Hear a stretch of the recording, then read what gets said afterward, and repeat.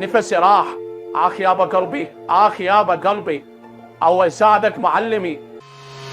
وأني شبيدي أستاذ؟ هو اللي قلت لي عليه سويته بالحرف، وماكو أي قصور مني، والخطأ كله من أخوك. حتى لو بس هذا الشيء ما يبرر أخطائك، أنت على خطأ. وهسه شنو اللي مطلوب مني؟ كل شيء ما مطلوب منك، بس راح أسوي لك عقوبة وأقطع 3 أيام من راتبك. بس هذا الشيء غلط، وأني ما مقصرة بشي، والغلط صار منكم. أشو صايرة تجادلين وما يعجبك شيء؟ بعد لا تجيني هنا، أنت مطرودة من العمل وبعد ما نيدك هنا.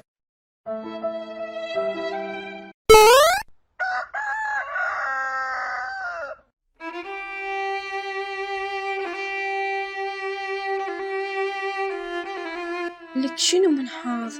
كل ما أشتغل شغلة ورا فترة تصير مشاكل وأترك العمل. قالوا لي السوشيال ميديا بيه فلوس، ودخلت بيه عبالي أشهر وأني أرفع وماكو مشاهدات. هسه شنو تاليها؟ رقم غريب. يلا خلينا نجاوب بلكة اتصال بيها، لأن الفلوس فعلا وجع راس. مرحبا، وياي ليلى؟ اي نعم، تفضل. منو انت؟ ايش رايد حضرتك؟ انت تم اختيارك للعمل في منظمة سرية. شنو نوع العمل؟ وين وش قد الراتب وتفاصيل الباقية؟ انت باكر راح نلتقي بيج وراح نسولف إلك كل التفاصيل. زين، وين مقر الشركة حتى أجيكم؟ باكر راح تجي سيارة تاخذك المقر المنظمة.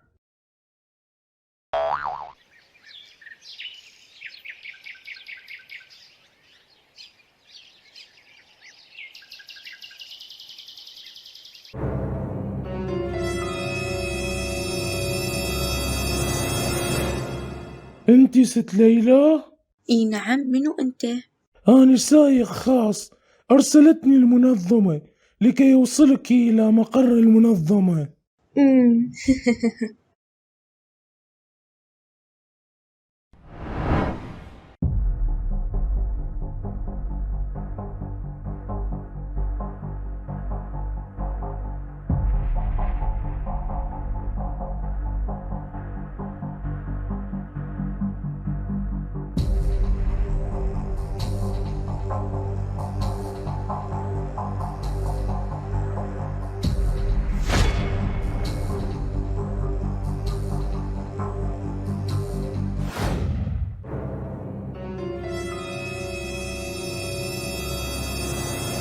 طبعا أنا متعجبة من هذا المكان. ظلت السيارة ساعة تمشي جو القاع. معقولة أكو هذا الشي بالعراق؟ أني وين؟ مرحبا ليلى، عوفك من المكان. لقد وقع الاختيار عليك من بين الملايين لكي تخدمي منظمتنا. انت ايش قاعد تسولف؟ كل شي ما قاعد أفتهم عليك. احنا نعرف كل شي عنك، وتم اختيارك للعمل كعرافة أو منجمة بمسمى آخر مثل ما أنتوا تقولون. أنت مو كان طموحك الشهرة على السوشيال ميديا؟ إحنا راح نشارك بالعالم أجمع. ومو بس هاي، راح أيضا تتقاضي الراتب وقدر 50,000 دولار شهريا. وشنو؟ يعني راح تشهروني؟ ليش انتو ايش تشتغلون بمجال السوشيال ميديا؟ جميع البشر دمى بالنسبة إلينا، نحركها كيفما نشاء. نحن نتحكم في جميع العالم وجميع كبار الشخصيات في هذا العالم، ونحن أيضا المتحكمون الحقيقيون في كل هذه الحكومات وأعلامها. حتى لو تحكمون بأقدار العالم، أني ما أعرف كل شي بالتوقعات وهاي الأمور. انت إلك الصافي، احنا ننطيك التنبهات أو التكهينات مثل ما انتوا تقولون.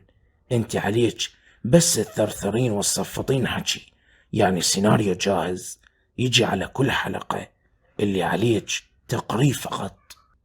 أها، فهمت. يعني قصدك مثل أبو علي الشيباني؟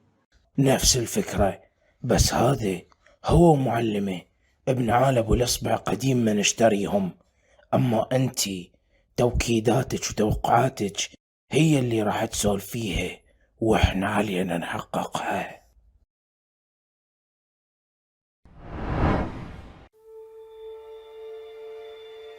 مساء الخير، شلونكم؟ شخباركم؟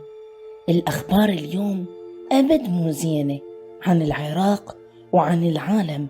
اليوم حلقة نارية بتوقعات نارية عبر قناة دير بالك الفضائية.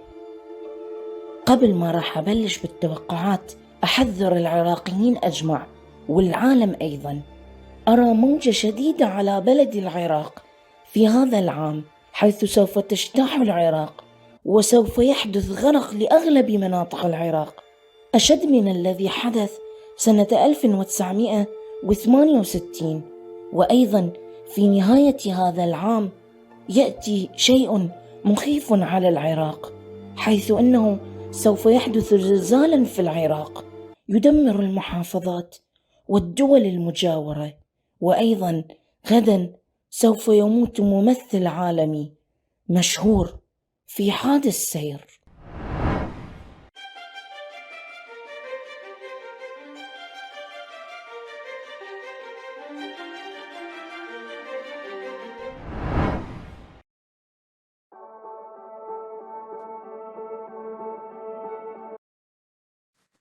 ست ليلى، اليوم بعد الحلقة عندنا مقابلة مع رئيس الوزراء، وأيضا وبعد مقابلة رئيس الوزراء لازم نتوجه للندن. لا ما أقدر أقابل رئيس الوزراء، أجلها بعد أسبوع. بعد الحلقة عندي مقابلة مهمة.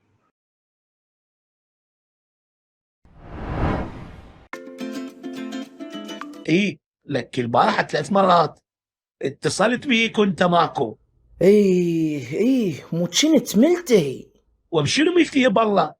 ظليت اتصل برقم ليلى ام التنبؤات وما قدرت احصلها، اتصل على كل الارقام وتطلع مشغولة. الو، ومنو هاي ليلة تنبؤات النوب علينا؟ شوف هذه لك، انت وين عايش؟ اكو واحد ما يعرف ليلى ام التنبؤات؟ ومنو هاي؟ مسلام اخترع البريج. لك هاي تتوقع بالشي قبل ما يصير. لا، ها هي نخلص من نبع الشيباني وابو ثقب.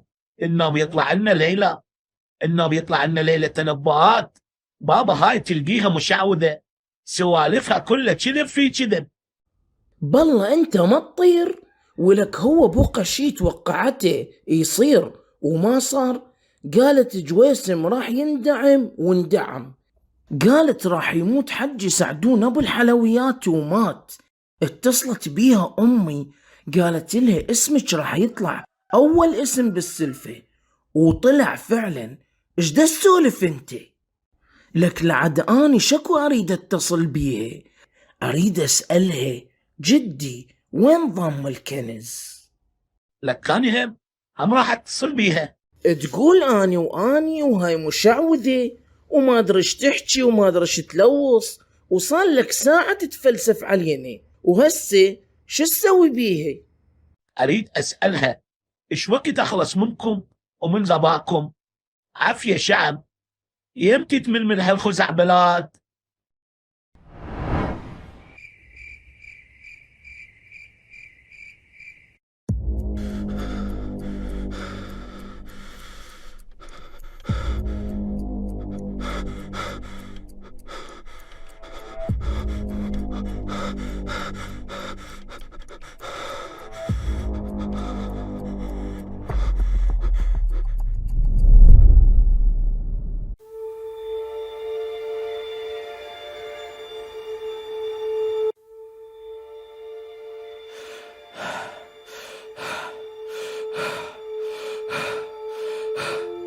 نفسي راح.